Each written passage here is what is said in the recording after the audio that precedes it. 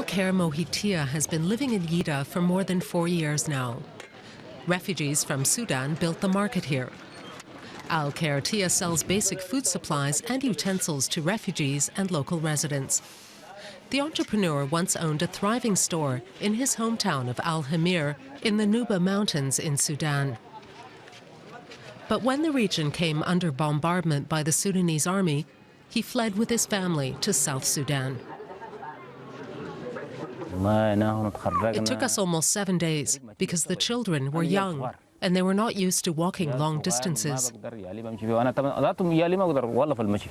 In 2011, tens of thousands of civilians had already begun fleeing before the bomb attacks. They were only able to take bare essentials, ending up stranded in the Yida forest 14 kilometers south of the Sudanese border.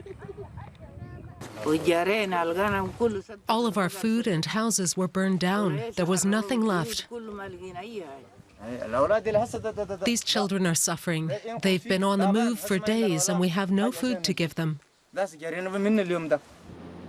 That was almost 5 years ago. Now, there are more than 70,000 refugees living here in their makeshift community with its cafes and schools. They farm, sell their produce on the market, or make things in the workshops.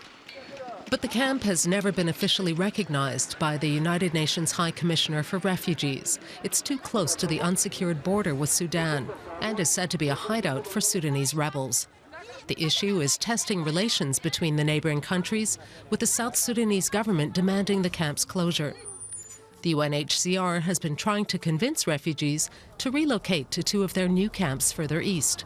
They're also situated close to the border, but not in the area affected by the conflict, says the organization. The services they get in Ajwangtok and Palmyra are better. They have secondary school education, primary school education, access to health services, programs for income generation. It is a place also where the safety of humanitarian workers is guaranteed. But the Ajwangtok camp is already nearing its capacity, with around 33,000 refugees, 7,000 more, and it would be full. And new refugees arrive every day, filling the camps rapidly. There's little hope that it could house the 70,000 people living in Yida. So far, only a few thousand have gone to Ajwangtok. Many are put off by the Sudanese army base nearby.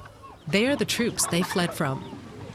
And the refugees in Yida don't know whether they'd be able to work in Ajwangtok or would just rely on aid supplies.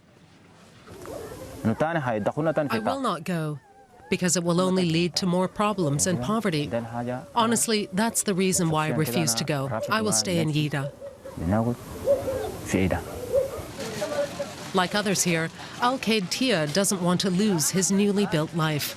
And he won't, just as long as the Yida refugees aren't forced to move on.